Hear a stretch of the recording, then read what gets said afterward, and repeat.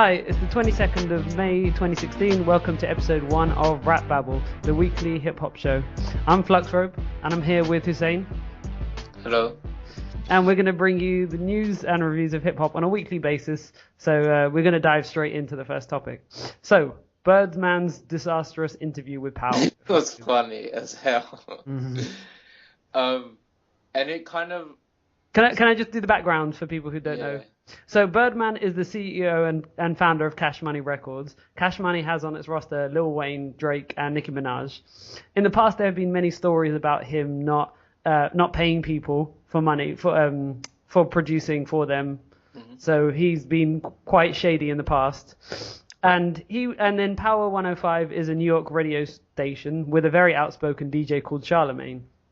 So moving to the recent events, Birdman came to Power 105.1 for an interview. He came with several goons.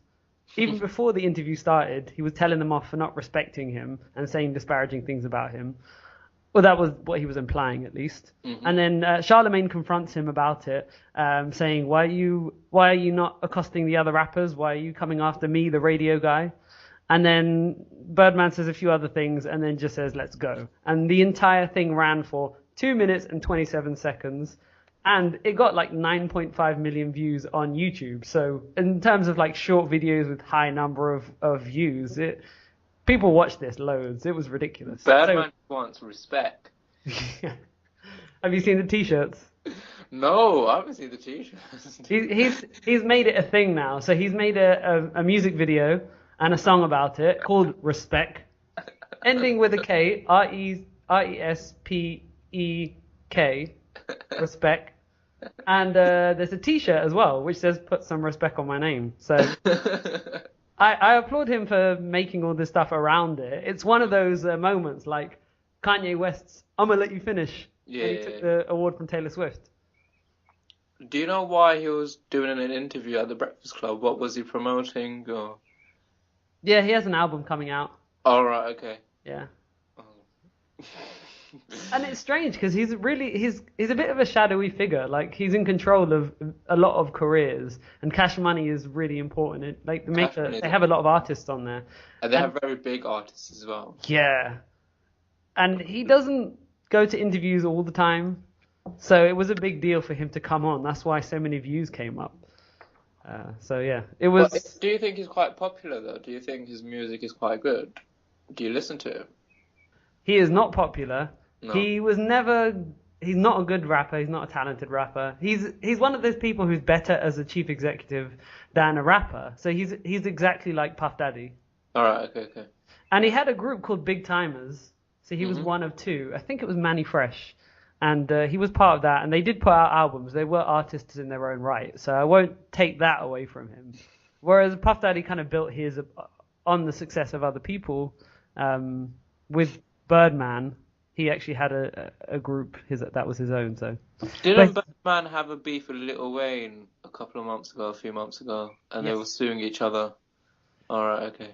I mean, this is a big story. This is one reason why people will talk about Birdman a lot, because his flagship artist filed a lawsuit against him. So if you didn't believe that he doesn't pay people, this is ultimate proof that the closest person to you, the guy who Lil Wayne saved Cash Money Records. They would have gone down, and then they had the superstar with them. I'm surprised he's not getting the royal treatment. Lil Wayne should be viewed as a god in Cash Money offices. He should be given no restrictions on his deals. He shouldn't be even given a deal. They should just give him money and say, go record some music. We're not going to hold you for 5 albums or for 3 albums. So... yeah, so there's a money issue there. What he's saying is he's owed $8 million for his newest album, and they're not releasing it. Possibly, the theory is that if he finishes the album and Cash Money releases it, they have to pay him $8 million, and so to save the $8 million, they're just not going to put it out. But isn't Birdman or someone within Cash Money is releasing an album called The Barter 3 or something like that? So that was Young Thug. Young Thug, yeah, that's it. He was heavily associated with Birdman, but he was never actually signed to Cash Money Records. And now he's gone his own way. He's under someone called Leo Cohen, who's a very big he's a big name in hip hop sort of management. He was high up in Def Jam back in the day. Okay. And he started his own company called 300 Entertainment. And he's got a lot of those kinds of rappers. He's got Fetty Wap and he's got Young Thug and he's got all of that kind of music. Migos, he's got Migos as well. Oh, wow, okay.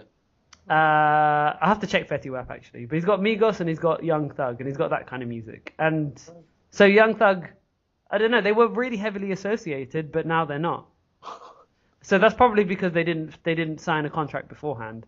And even more interesting is Birdman keeps talking about an artist called Jacquees, and this guy is pretty much Young Thug. He is to Young Thug what Designer is to Future. So yeah, It's I think he's kind of a carbon copy, yeah, exactly. but a younger version. Yeah. Yeah, so that whole interview just made him look bad, although he managed to turn it slightly positive, Birdman. He managed to turn it slightly positive with his t-shirts and... Do you think this was just slightly marketing and publicity sort of thing? I don't know. Until you said it, I didn't think about it, but I don't know. Alright. It doesn't look like it's planned, though. Maybe the interview was for publicity's sake, but the idea that... Maybe he thought, I'm going to go and confront him on radio. Like, I don't think he planned to leave immediately. That seemed like it was spontaneous. Yeah, that actually just seemed quite spontaneous.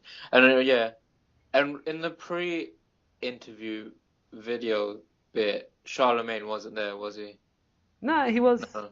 It was just DJ Envy and that woman, and that's when he was kind of ramping up his energy, and then Charlemagne comes in. I don't think he likes him. They may have edited it then, because it was really short. I didn't see Charlemagne walk in. I just assumed he was there. I did actually see him maybe, but he did say all three of you when he was talking to them. So he might have been there the whole time. I don't see why he wouldn't be. It was such an important interview. Yeah. And I loved the goons. I've read a lot of articles about this. Charlemagne comes out looking great, by the way. He looks amazing from all of this. Birdman does not look good. The goons were just so funny. There were like, what, 6 of them? Yeah. Huddling past, walking past everyone. It was really 90s. And Birdman is like the smallest out of all of them, so that just adds to the hilariousness. And he's not going to do anything because there's cameras everywhere, so there's not going to be any physical confrontation. Yeah, so he shouldn't have brought them in the first place. Yeah. So that's why I find it hard to believe that it's staged or it was planned, because he just came out looking so bad that if it was planned, I guess it's got the publicity. The thing is, it got him the publicity and it'll get him the sales, but he will lose a lot of respect. Which is ironic. That is so ironic. That is absolutely hilarious. I think that's the funniest thing I've ever heard. Alright, so let's move on to the next story. Soulja Boy lands a $400 million deal with World Poker Fund Holdings. So a couple of days ago, or maybe a couple of weeks, he released a message saying, I'm working on a $400 million deal. And when I read it, I just thought, there's no way this one-hit wonder, who no one even remembers. I was about to say, who is Soulja Boy? I mean, he is remembered. He was such a hit. Crack the Soulja Boy, yeah.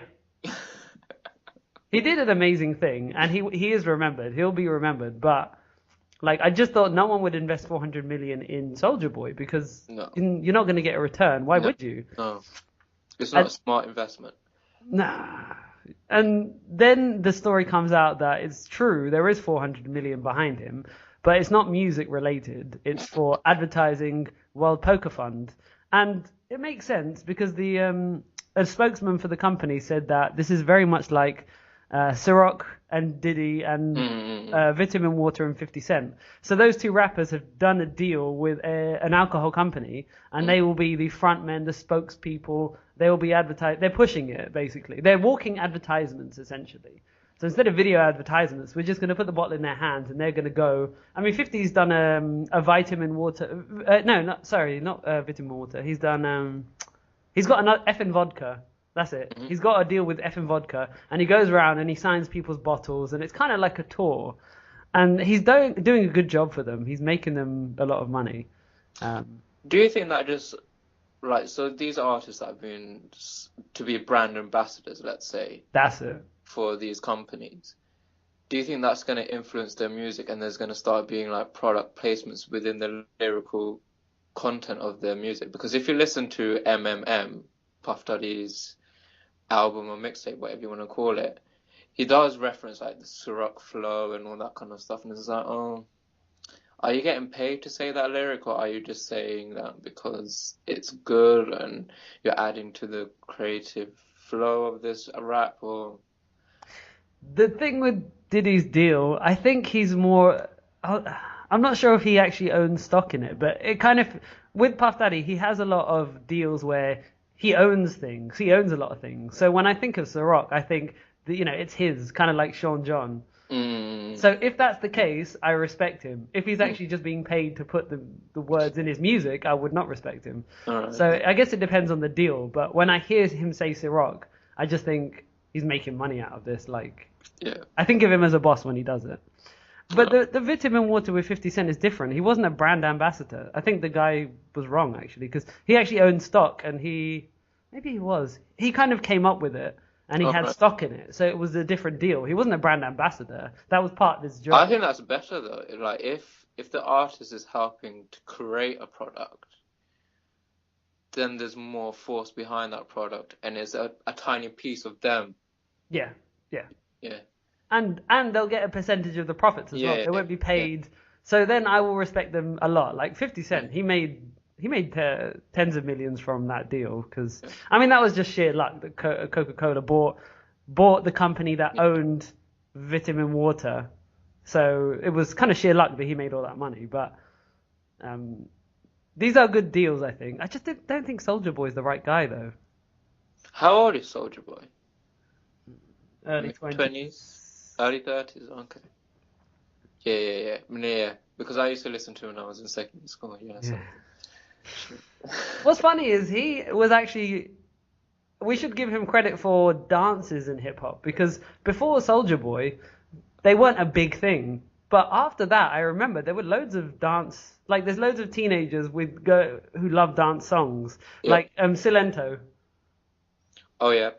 That one is just huge. That one was inescapable. And Soulja Boy was the first time I'd ever seen that. All right. Okay. So, and I'm glad this new trend has come along. I like this trend. I like the fact that hip hop is being associated with let's just dance and have a good time. Like the Harlem Shake as well. That's another one. And the Whip Me Nay Nays. Yeah. No, that's Silento. That's who I was talking about. Yeah. And that instead of violence, it's lovely. Oh, there's a new one. The Running Man. Yeah, I've seen this one. Yeah. So this is a great story because I recently just watched the video. I didn't know it was a thing, but it came on Ellen and it went viral after that. Or it was viral before that, but then Ellen just helped push it. And by the way, just a side note, Ellen is the new Oprah.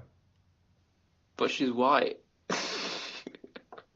That doesn't matter. She's a talk show host, and she's the biggest talk show host. Like, things go global when they go on Ellen. I hear about things after they go on Ellen, just like Oprah used to do. Oprah had that magic wand where if she endorses a book, that's it. It's getting to the... She had that influence. Or she has that influence, yeah.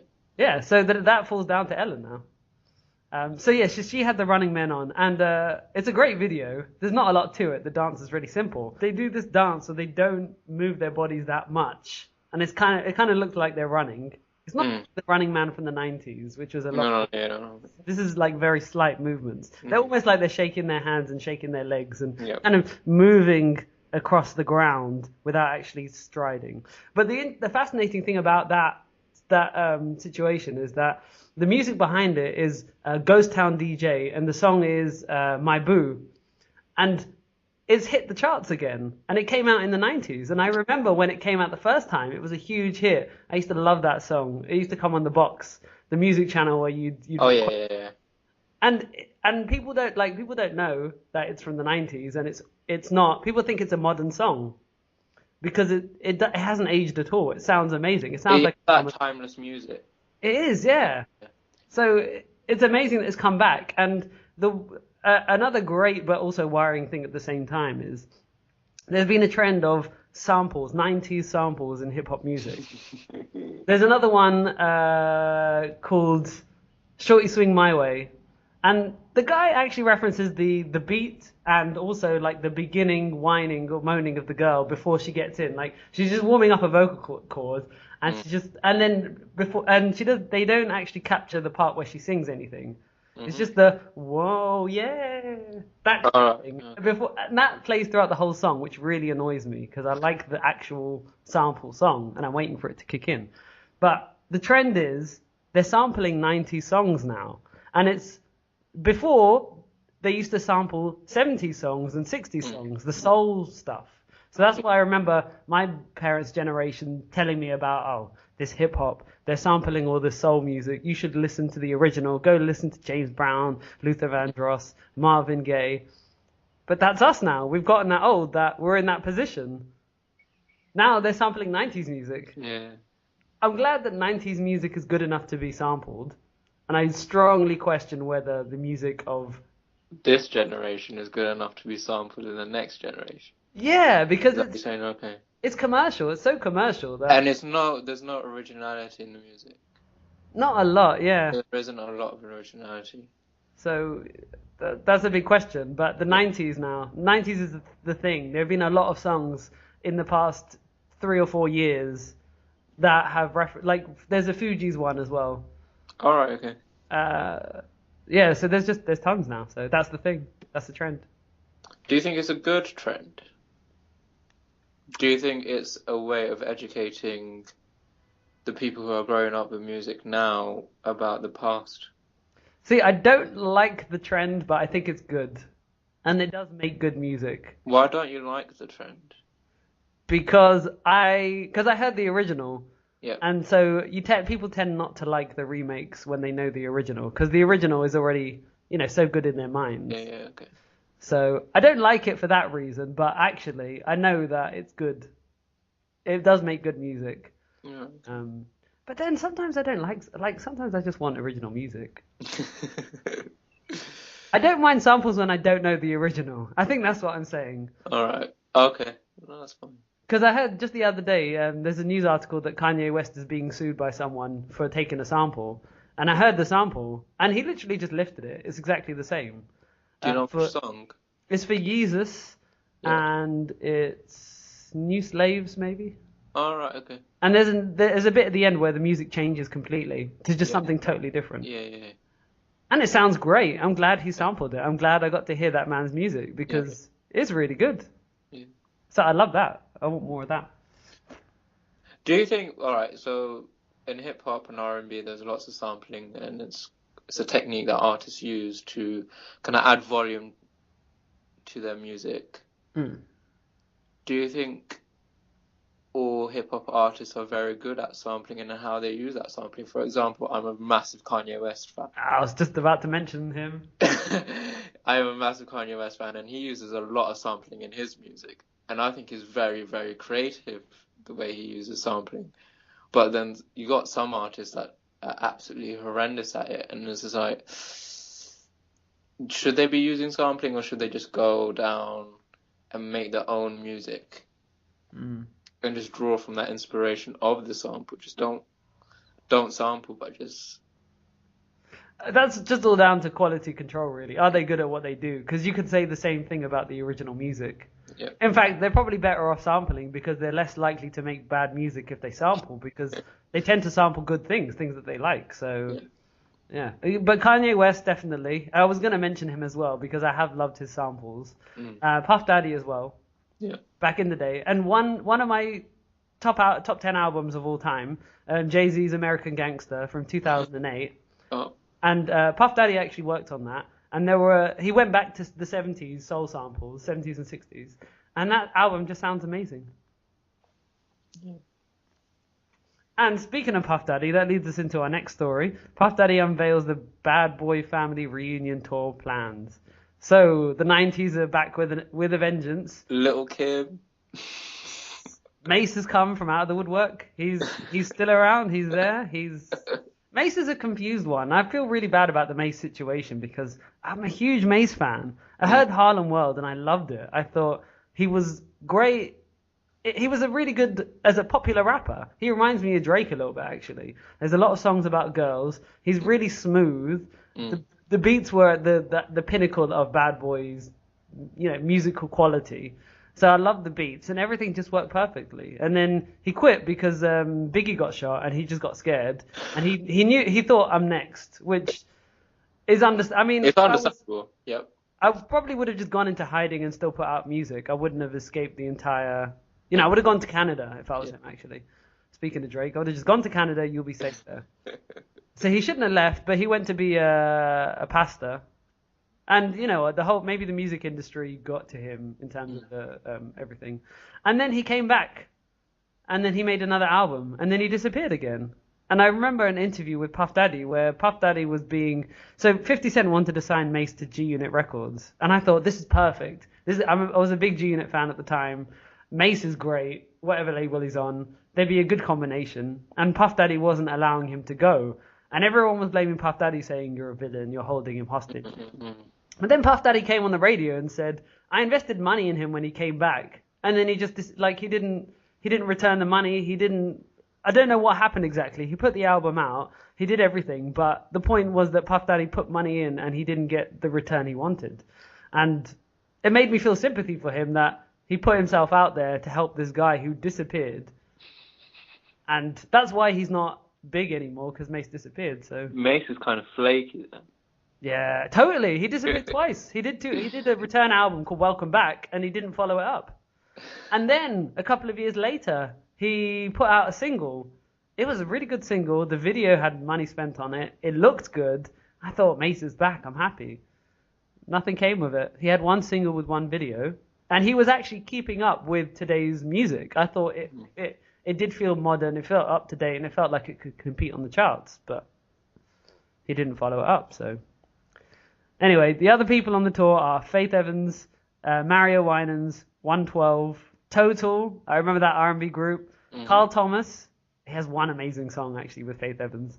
The Lox, who are actually the only people on that list I would say that are still active in music. And French Montana, who's not part of the 90s Bad Boy era, but he is signed to the label. And he's a current artist, so it makes sense. Do you like French Montana? Yes and no. I think French Montana has magic vocal cords. He has the golden vocal cords. He is amazing. Like he's the Pied Piper of hip hop. He can make you say anything because he puts it in a chorus and he just makes it so melodic. He could just make you say, I want to kill all people on earth. He just says it in a catchy way. He'll make you say it. You won't even realize you're saying it. He's amazing at that. But the guy cannot rap. He's not. No, that's what I was about to say. So, and he's part of an era of rappers who are chorus rappers, and I want to have this discussion in the future actually. And there are a lot of rappers now who focus on choruses. Mm-hmm. They're really good at that. Future. Yep. Future's huge. When it comes to that choruses, he's got that. Drake. And Kid Cudi is one. Pardon? Kid Cudi is another one. Yeah, in fact, he was one of the originators. Yeah. It was him, Drake, and Kanye West. The three of them did this type of music with choruses and melody, and then it took off. Yeah. So yeah, French Montana is amazing at that. His lyrics are not good. What they should do is they should employ him, and they do sometimes, full choruses only, and that's it. Put him on the chorus. Yeah. You need him on the chorus. There are some rappers who just can't do choruses at all. Oh. I think choruses are very important because it is the linkages between two verses, and if that transition doesn't happen well, then it kind of ruins the whole piece of music. It does. It's just talking then, really. I really wish rappers like Nas would employ people like that, because these kind of rappers can't do choruses. They just take a line from the lyrics that they've written and just repeat it 3 or 4 times and call that a chorus. That is not a chorus. So, by the second chorus, you're just bored. Yeah. And there's so many of them doing it now who don't have any lyrics, but they have amazing choruses. There's Migos as well. Mm-hmm. There's Ray Shremmerd, who I've had a bit of a fascination with. Like, some of their singles that they put out, I've just been dancing to them non-stop, and they just bounce so well. Ty Dolla $ign as well. He's another one. Who did you say, sorry? Have you heard of Ty Dolla Sign? Oh yeah, Ty Dolla Sign. Yeah. Yeah. He's on Kanye West's album, Yeah.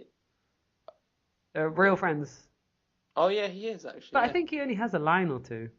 Oh no, he's a chorus artist on that. Oh, he does the chorus. Okay. Yeah. Yeah, so the 90s are back with this Bad Boy reunion tour. It's a very good idea. 90s samples and 90s tools. This is the age of the 90s. Like, you have to wait a whole decade before your decade becomes cool. And the sad thing is, I don't think it happened with the 80s. Everyone forgot about the 80s. People don't like the 80s. There's something about the 80s that people they're not fond of. So the 70s and the 60s, and I think of them together when I think of soul, they were one era together, and then comes the 90s. So we're in that era now.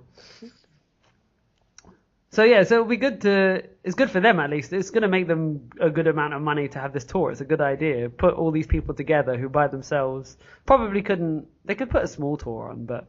Is it a world tour, yeah? No, it's 25 dates in America. Oh, right, okay. But it started off 2 dates, and then the interest was so high that they just expanded it. So they've done a good job. So, and it would be good. I'd love to hear all those old songs again. So I hope they do. I hope there are more. The good thing about this is it's reunion. You don't get reunions much. A lot of people fall out and then they don't get back together. Like, have you heard about Remy Ma and Fat Joe? Yeah. She came out of jail. Yeah. They squashed their disagreement, whatever it was. I don't think it was too big. And now they put out an album together. And a lot of the interviews and the interviewers just say, it's so good to see you guys together. It's good to see people just get over their differences, and they're in a good place. It's really good to see. It's almost like it's kind of like a love story almost. It's kind of like you have the same feelings that you would for a couple who got back together who split up. I mean, Remy Ma's married to Papoose, so she's already got a rapper. There's no love there, but just the kind of story that this is. There's so much good feeling that people give to them that it's a heartwarming story. Is what I'm trying to say. Oh, okay. And there aren't enough reunions. G-Unit tried to reunite, and they put out 2 EPs, and they had some concerts, and it's good that they officially reunited, but they didn't. It was just like, let's mend the fences, let's put out 2 albums. Mm-hmm. They didn't get back together as such. Yeah. They're still separate now, doing their own thing. But you know what? You grow up, things change, your situation changes. People change. Yeah, G-Unit doesn't work anymore.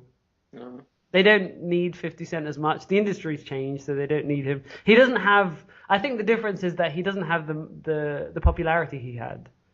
So he was going forward, and it made sense for them to hang on to his coattails. But now that popularity's waned, there's no reason for them to come together with him. So I just hope there are more reunions. Dipset should come back again. The Fugees. Speaking of the 90s. Like, I want reunions. I want people to be happy and to make good music. And all right. So next part is the charts. I want to keep up to date with what's happening in the charts and who's popular right now. Have our finger on the pulse. So So this is the singles chart from the bottom. I didn't really number these. I think it's number 10. We have All the Way Up, which is Fat Joe and Remy Ma. So they've had a hit. And guess who they have on the chorus? Don't know. French Montana. The formula works. Then in at number 9 is Drake with Hype. We'll talk about Drake. So let's leave that there. There's also Drake Too Good featuring Rihanna. Next is OT Genesis featuring Young Dolph. Cut It. I've heard this song loads. It's a big hit on the radio. It's a bit brainless. I think they're talking about drugs when they say cut it. Mm-hmm. The chorus works, let's say. Kent Jones, Don't Mind. I don't know. I haven't heard this. Kevin Gates, Two Phones. Have you heard this? No. This is another one with a big chorus. Like, they're getting choruses right, some of these people. So that's a big one. Kevin Gates I'm surprised by his popularity. I don't like him that much, but there's something about him I'm not fond of. And I don't think a lot of people like him, but he is making progress. Anyway, Pop Style, Drake featuring The Throne, which is questionable. It's the Throne version rather than the other one. than Okay. the album release version. But yeah, Well, yeah, I guess that's just an yeah, album track, but it's strange to see it as a single here. yeah. I've never seen that before in music. I've never seen that before as well.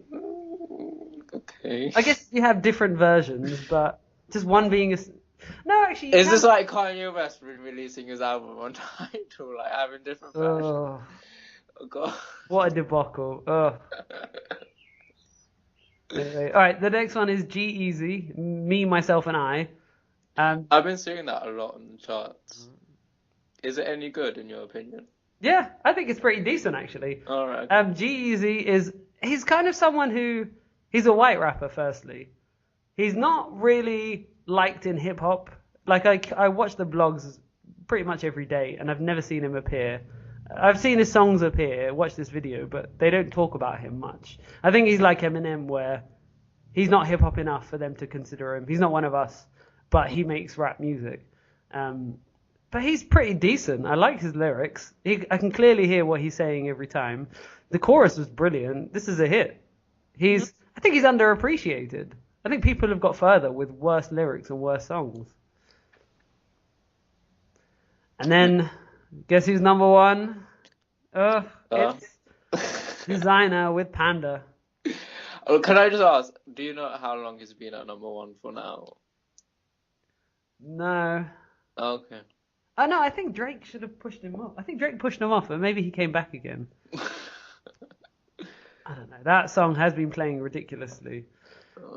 And I can't, there was a Rap Genius interview where they asked him could you tell us, there was a video where he would slowly state the lyrics because no one can understand him.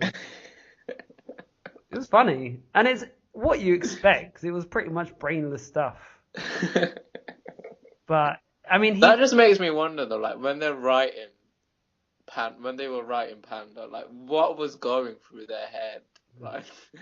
They have to put this pen to paper and actually write these lyrics down, and don't they just look at it and just what on earth? Yeah. It's very much like a freestyle. The way that I look at it, people like Lil Wayne, people like Future, they put out so much material that it must be just a freestyle. They don't revise it much. They just write whatever comes to their head, and then bang, they put it out. But on the other side, Lil Wayne is talented. I love his lyrics. And some of these other guys, I don't respect their lyrics at all. At least Lil Wayne has similes and metaphors and... Yeah, he's very smart, he's very intelligent, and he puts puns and references into his lyrics. That's the thing, he's got one leg in each camp.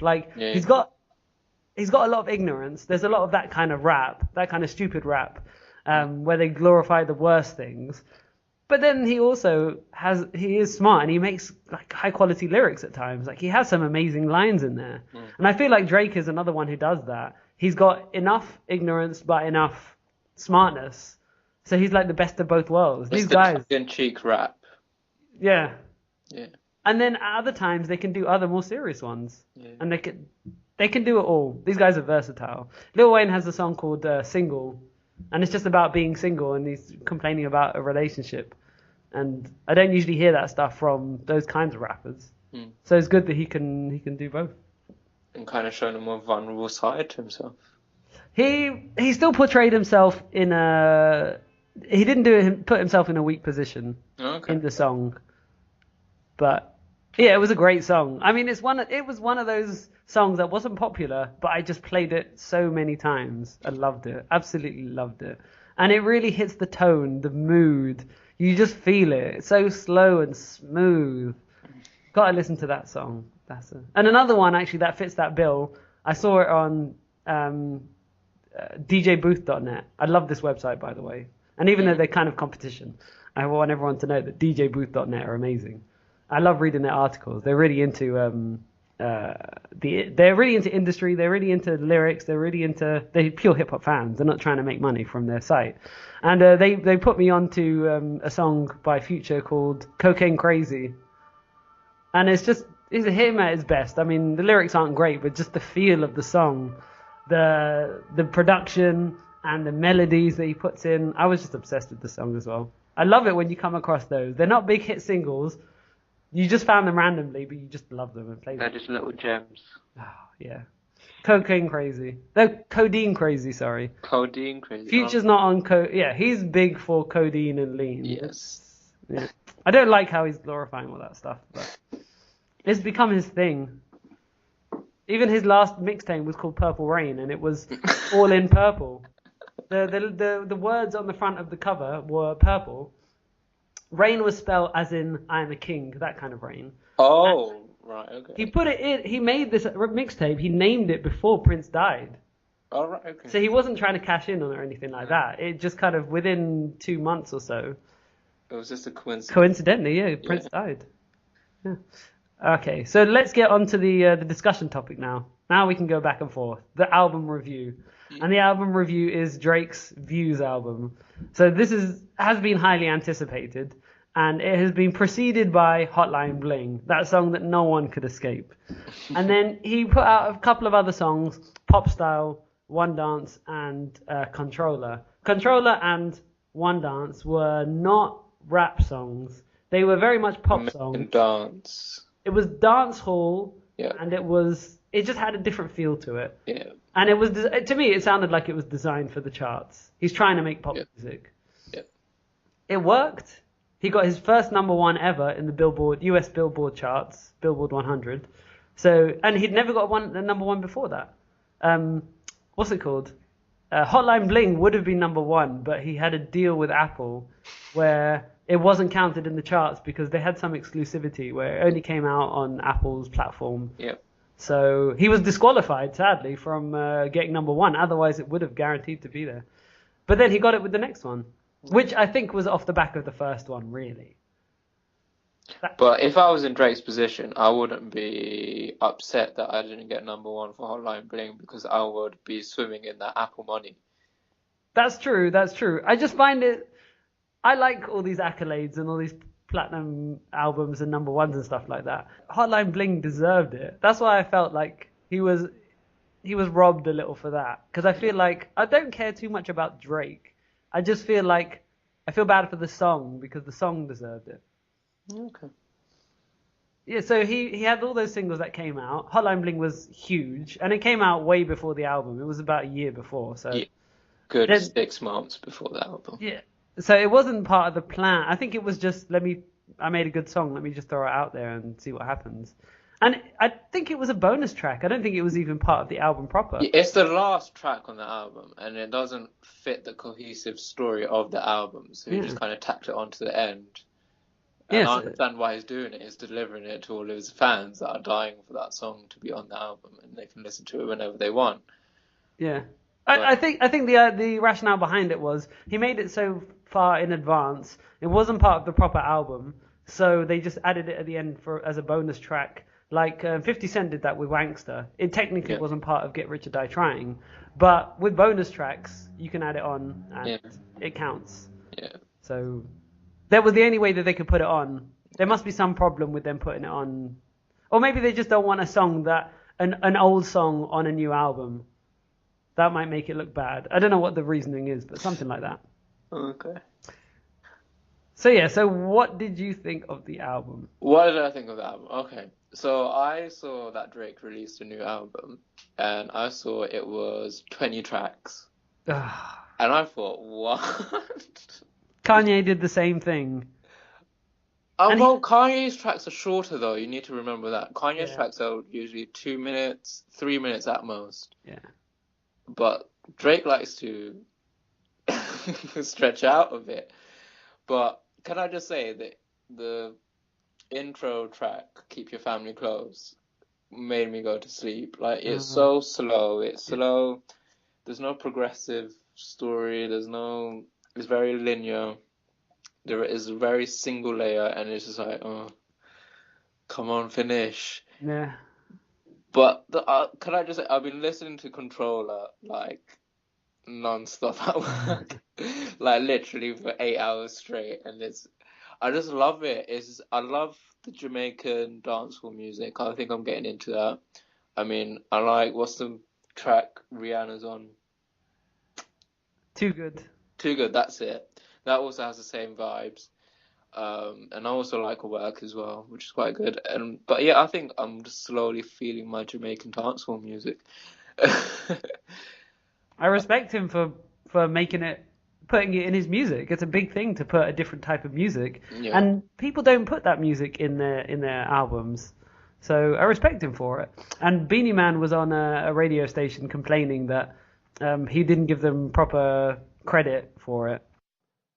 This is a post-production edit to correct the fact that I say Beanie Man when I actually mean Mr. Vegas. It's Mr. Vegas who calls into Hot 97 and complains about Drake, saying that Beanie Man should have had a more prominent role and his name should have been featured in the song name. Now back to the episode complaining about the wrong person. Oh, I think, really? yeah, well, as in he was as a songwriter, he got official credit, Yeah. but I think he wanted more than that. Because I read an interview where Beanie Man was like, "Oh, I'm so proud to be on Drake's album.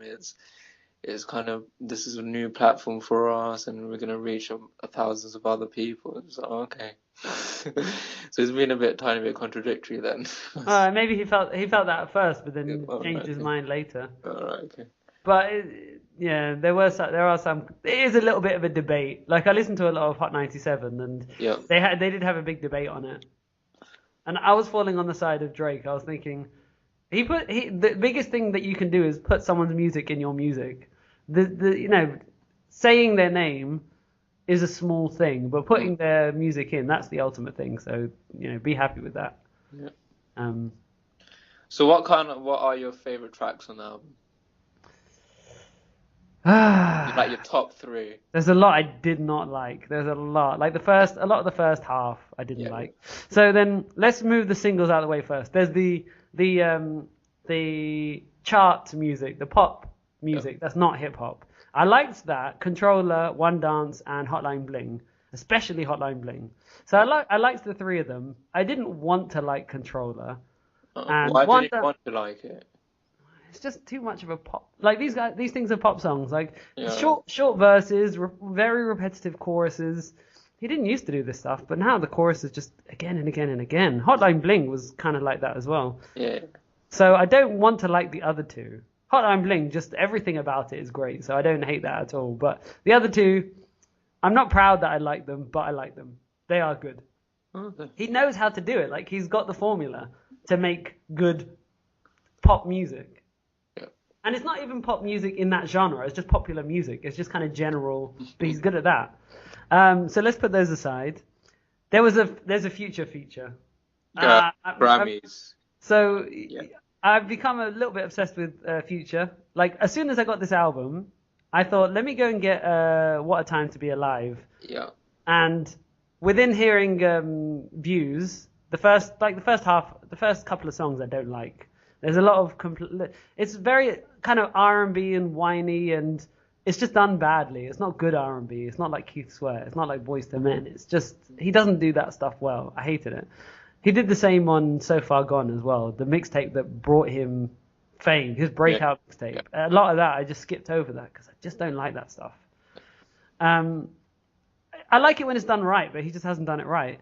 And then so I went to listen to What a Time to Be Alive. And I just played that non-stop. It has been that's that album. And I'm not proud of this because the lyrics on there are just, they're ignorant lyrics. They're just rubbish. But just the melodies, these guys are kings of melodies. They do it so well. And I think the standout from that album is the production, Metro Boomin. Oh, for What a Time to Be Alive. Yeah. Yeah. So this album, Views, made me listen to that because I didn't want to listen to this because I was not bothered by this. Overall, this album, I was not impressed. I was a bit bored. I found it difficult to... I had to make myself listen to it. I didn't just say, I'm just going to listen to this. Like other Drake albums, I don't take the whole album anyway. I only take a handful of songs because he doesn't make whole albums. So, yeah, I had a whole album and I just wasn't feeling it. So let's say in a hypothetical world, Views doesn't exist, but what Drake released as his new album were songs from his 2 previous mixtapes. If you're reading this, it's Too Late and What a Time to Be Alive. Yeah. Do you think that would be a good album if you mixed a selection of songs from both of those 2 mixtapes? No, I would keep What a Time to Be Alive by itself because it has one consistent sound. All right, There's okay. no mixing, and it's just good enough by itself. It stands by itself. I would want that to be. I mean, it was sold, so that's good enough. Yeah. He just didn't push it. They made it in 6 days, I know. Gosh. and they cobbled together a tour. They didn't plan on putting a tour on, but they Yeah. managed to get a tour out of it. But this wasn't proper. And then there was If You're Reading It's Too Late. Yeah. I didn't like that at first.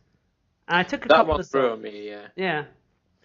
And I've read some reports that where they mention that he's confident on that album.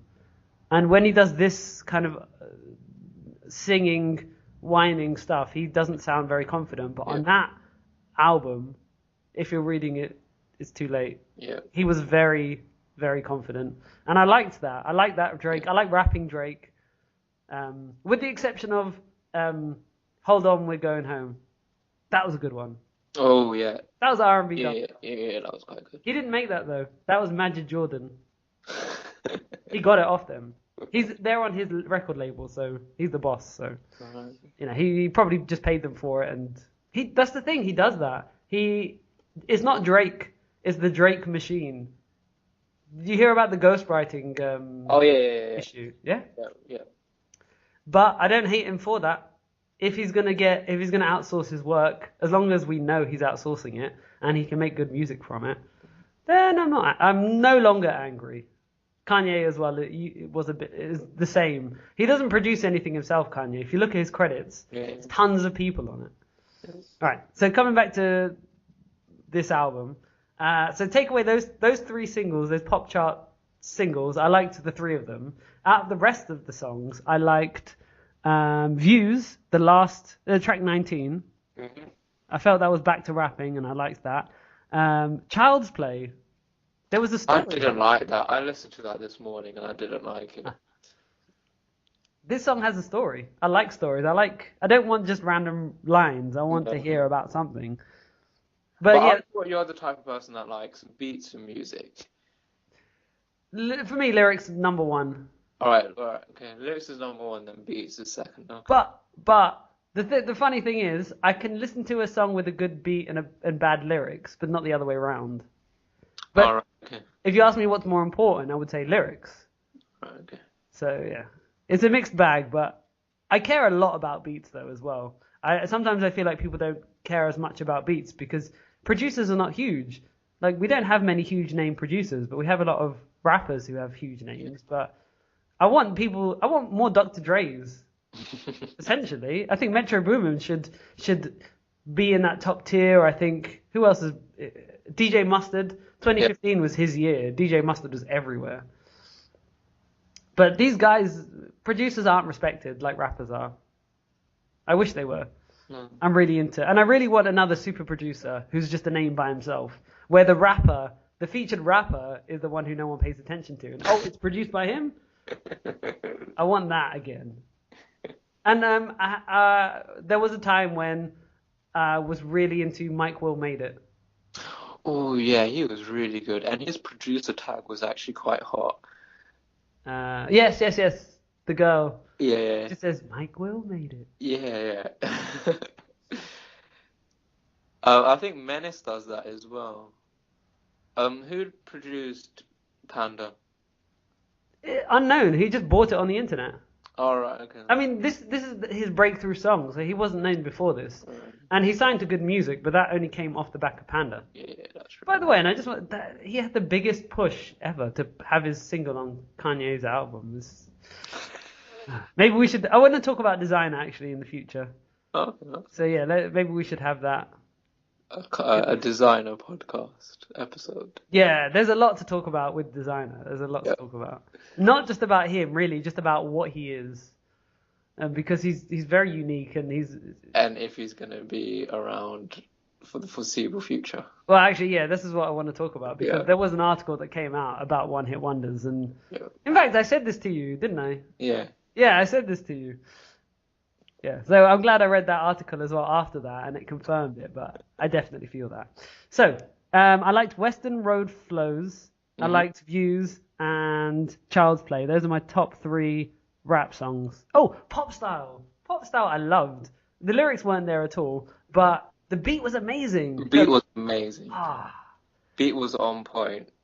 Not gonna lie. And the interesting thing is every sound on the beat I loved. Every drum, there was that sound as well. Yeah. So what is your opinion on him dropping Kanye West and Jay-Z, aka The Throne, from the album version of Pop Style? From what I've read online, there was some speculation, and they were just like grabbing at straws because they didn't know what to say because there's just no logic to it. The only thing that came up, which was an article on djbooth.net, was they were saying that because they're both associated with different music streaming platforms, they don't want to promote each other. Is that going to be an issue now? Like, it is because 50 Cent was dropped from Aftermath. They parted ways because they started to compete over headphones. So Dre had his Beats by Dre, and 50 Cent started SMS Audio. I think he might have bought the company rather than founding it. I can't remember which, but he had a headphone line, which the unique thing was they didn't have wires. It was wireless. And he helped design it as well. It was really rugged. And he tried to put, he had an SMS cap in one of his videos, and they blurred it out. Aftermath blurred it out. And like he said that Aftermath were about the headphones, more about the headphones. That's what controlled everything, and that's where the money was. And so they fell out over that. And he was dropped before his contract was finished. He was moved over to another department in Universal Music Group. So he's not now. He's signed to G Unit Records as well. He's not Aftermath anymore. Yeah. And his album still has not come out. His fifth album. The one that he put out singles for 2 years ago. An Eminem one with Adam Levine. Oh yeah. And a song with Dr. Dre as well. Did he have a song with Dr. Dre? Yeah, New Day with Alicia Keys. Yeah, they had 2 big singles, and then there's some fallout in Aftermath and Interscope. There's some fallout there, and I think it's because of the headphones. Anyway, they fell out over headphones, so I'm thinking maybe these guys are going to fall out over... But it was so good, though, and I wanted that version to be in the album. So it's just like, oh... It is disappointing. That's petty. And Kanye was sounding good. Yeah, Kanye was sounding good. I'm not going to lie, Jay-Z's verse is about 2 seconds long. Yeah. So it's like, okay, you don't exist. But Kanye West, he was quite good. And it was like, oh. I don't mind the Drake version as well. The Drake version solo is still... Yeah, it is actually quite good. He's able to hold up the beat himself. Yeah. So, yeah. So, yeah, Pop Style, definitely. Pop Style is one song out of the album that I actually played a lot. Oh, okay. Other than Hotline Bling. Those are the 2 songs. And then I did like Grammys with Future as well. So yeah, those I've got 6 songs that I mentioned that I liked. But I just want to hear him rap. I want to hear that. Oh, and did you hear Summer's Over interlude? What is that all about? I don't know, but it's like the best R&B song I've heard in a long time. That should not be on this album. That should be made into an album. That wasn't Drake, whoever that was, take that song off, make an entire album. This guy is amazing, and it just sounded so smooth, and it was just not, it was out of place, totally out of place. What's it doing on this rap album? It just sounded so good. I like Feel No Ways. I like the way it begins. It's very energetic. Okay, yeah. And I also like Redemption. It's quite it's a kind of very slowly moving and just very slowly progressive song, and I kind of like those songs from Drake. Okay. Yeah. With You as well? How about With You? With Party Next Door? Yeah, that's what I was going to ask the next question. Like, what do you think about the features? Because I do like Party Next Door, and I think he's quite good on that song. Yeah, Party Next Door did a good job. Yeah, I think Drake and featured with Party Next Door, you can't fail with that. You can't, but he features on such a large amount of the song. I kind of feel like he should just have it himself. I know, yeah. I was actually listening to it with you, and I was like, oh, this is Party Next Door, this is Party Next Door. Where's Drake? I was like, okay. See, when it comes to albums, I want the album to be Like, I The don't main mind. I like artist. features, but Yeah. this is supposed to be your album, and I don't like showcasing other people on your album, like Designer and Kanye West. I don't like that. I don't mind it as like put it out as a single separately, but don't put the album should be a concise piece of work. So I don't like it when people have huge. Like Drake's done this before. He did this with The Weeknd as well. The Weeknd had on Take Care, his second album. He had Crew Love, and it was an amazing song. Yeah. But it's just why am I listening to so much of The Weeknd and then a tiny bit of Drake at the end? I don't want that. But sometimes they need to take a break and they want to take someone else to shining lights. So, but yeah, I get what you're saying, and I guess they just find an artist that suits that song better. Then give it to them. Don't put it on your album. Give it to them. This bothers me. But it's also a way of advertising that new artist, because The Weeknd wasn't big back then. That's true. And he got kind of big when he released I Can't Feel My Face, or whatever the song is called. That's true. I mean, I don't like business tainting music, but I see the point of that. I just wish that I would prefer it if just Drake featured on The Weeknd's album instead. All right, okay. That would make much more sense. You need to have their name at the front as well. If your name is at the front, it's not. But then again, millions of people are going to buy a Drake album, so even if you're the second name on a Drake song, it's better than being the first name on a Drake. When Drake features. So, but I just don't like tainting the music with. It's that even cross-pollination sort of thing. Yeah. Yeah. And it works. Drake is. So there was a story about Drake having the golden cosign.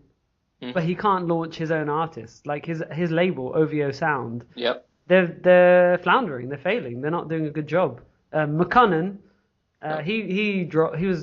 he's left the label now. He had Tuesday, the song Tuesday. Yep. Drake heard it. He jumped on the remix. It was huge. I love Tuesday. And then he's gone.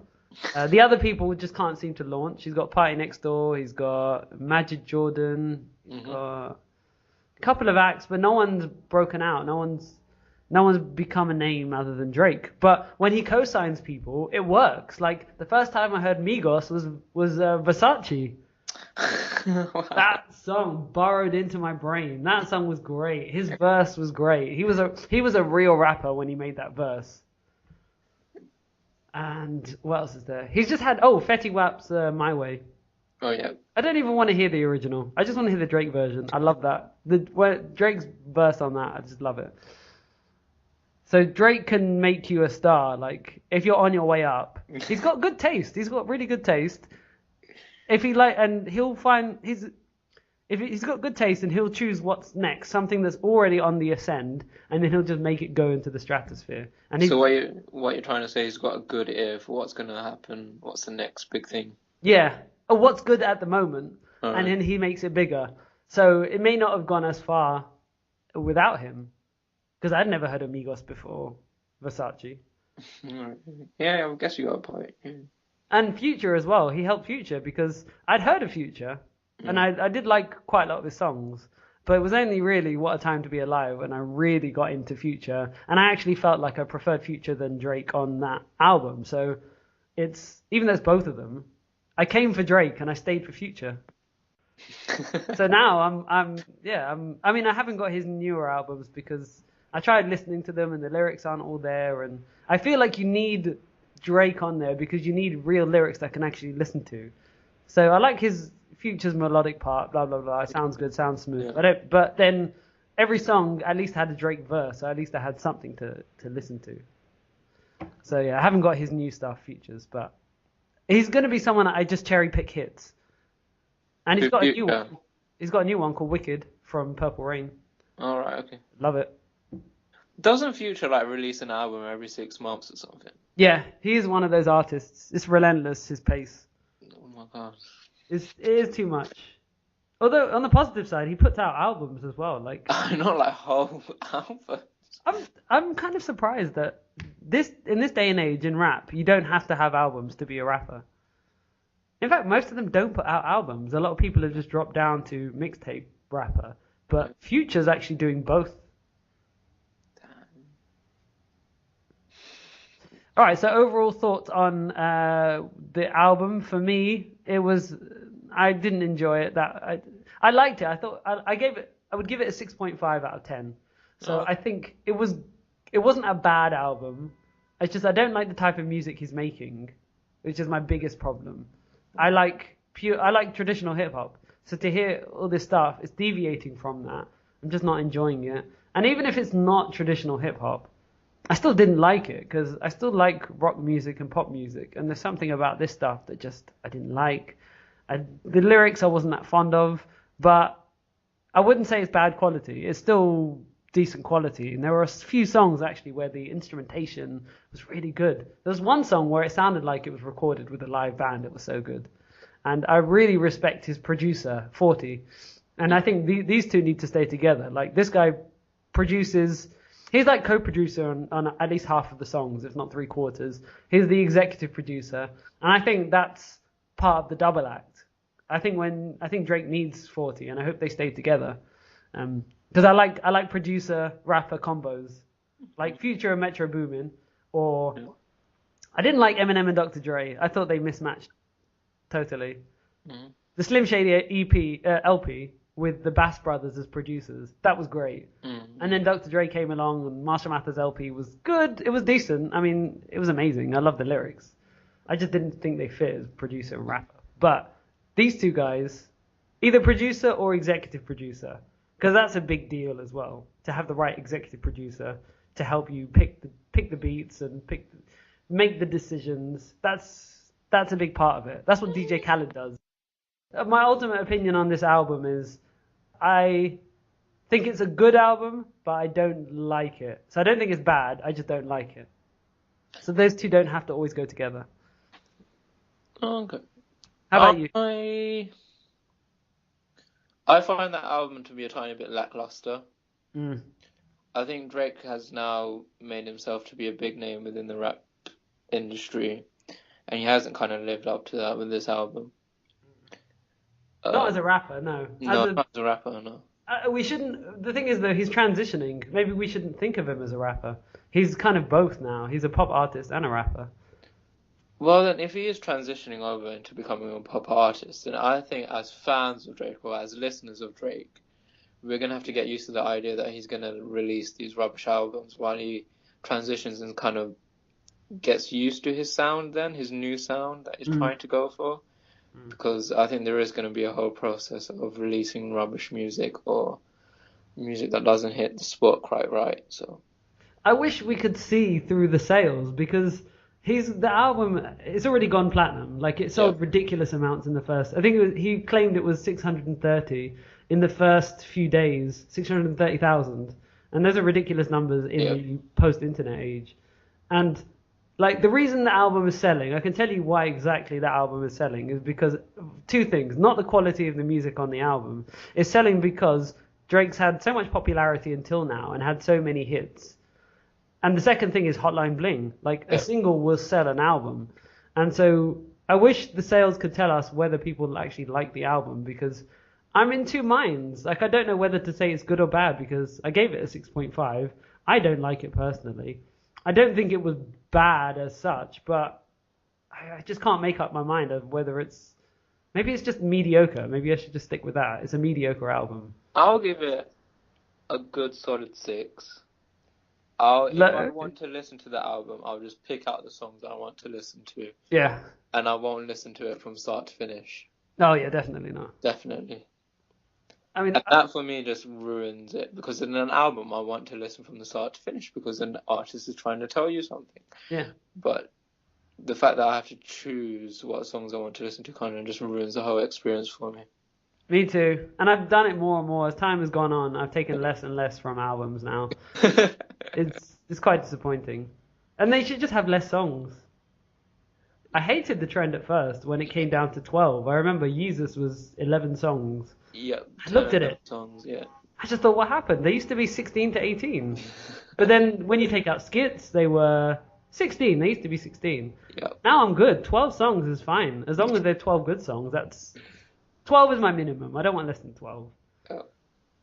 But yeah, I like small albums now. But Small, compact albums. yeah, I like consistent quality. No, Yeah. no fillers. No fillers. Yeah. Just leave them off. Or just combine like two songs together. If you've got like one verse on one song and one verse on another song, that's good. Just Like scrap Kanye West did with Father Stretch My Hands. I don't remember because I took off part one. I wasn't fond of it. That's another album. I literally stripped half of the album out. Well, just to fill you in, Father Stretch My Hands, part 1 is just Kanye West and a tiny bit of Kid Cudi in the chorus. And then part 2 is the designer bit. Yeah, I kept the design a bit. Yeah. But I mean, I feel like they're on the same trajectory. He's not making classic hip hop, traditional hip hop as he used to. No. He is going in this different direction. And I used to respect it, but this last album, Life of Pablo. Just on the topic of Kanye, he's releasing another album in the summer. I mean, he says that. Let's see if it comes out. I've got my hopes up. I mean, I remember when this album was coming out, he said it was coming out, and I know. there was a long wait before, in the last couple of weeks. You can't trust what rappers say because it doesn't always happen when they predict ahead. So. And they all do a Beyonce where they just drop it out of the blues. Don't stop doing that. I want you to stop doing that. I don't need that. I think Beyonce did it well. I think J. Cole did it well. Yep. Dr. Dre did not do it well. But not Kanye West. Kendrick Lamar flopped. He tried to do it with To Pimp a Butterfly, but they released it like 2 days early. Oh, is that what that's about? Yeah. Okay. I don't think people need to do this. I don't understand why the only reason you should do it, and this is why J. Cole did it, is because you don't need to have a hit single. You must have a hit single before you can put the album out. And J. Cole has complained about that on some of his songs, saying, "Oh, I can't. Rock Nation won't release my album until I have a single in the charts." And if you just put it out by surprise, you don't need a single. Like you just put out the album as it is, and the idea is the publicity will the social media publicity will sell it for you rather than having to put out press releases and having to go to interviews and stuff like that. But I just don't. I like the idea that you don't need to manufacture a hit. That's the reason why I like this idea. But I just hate everyone jumping on the bandwagon. Tiger did it. Exactly. Like, who listens to Tiger and who's going to notice if you just release something out of the blue? It works if you have so much publicity. If you're so popular that you don't need the publicity, then you can do it. I think Drake and Future did that with their What Time to Be Alive. They didn't put a lot behind it. But if you're not very well known, you need to tell people the album's out because no one's going to tweet it. Yeah. All right. Anyway, so that's our final opinion on Drake's album. 6 to 6.5. Yeah. Lackluster. I mean, this is the biggest hip hop album of the year in terms of sales. It's quite disappointing that the reigning champion of hip hop now is. Oh, can I just ask, going just quickly back to the Drake album? Yeah. Why does he end his tracks with these kind of wind blowing and I'm at the top of the CN Tower in Toronto? I don't understand it. I totally missed those. I was on the road and I couldn't hear. Like I could hear that the song hadn't finished. Like, where's the next song? It's been 20 seconds. Yeah. So you'll have to can you fill me in on that? So I don't know. Yeah, I don't know the answer. They kind of annoy me. Yeah. All right. Anyway, so yeah, that's the opinion on the Drake album, and we'll be back next week with another episode full to the brim with news and discussion on hip hop. It's been a good one. Bye. Bye.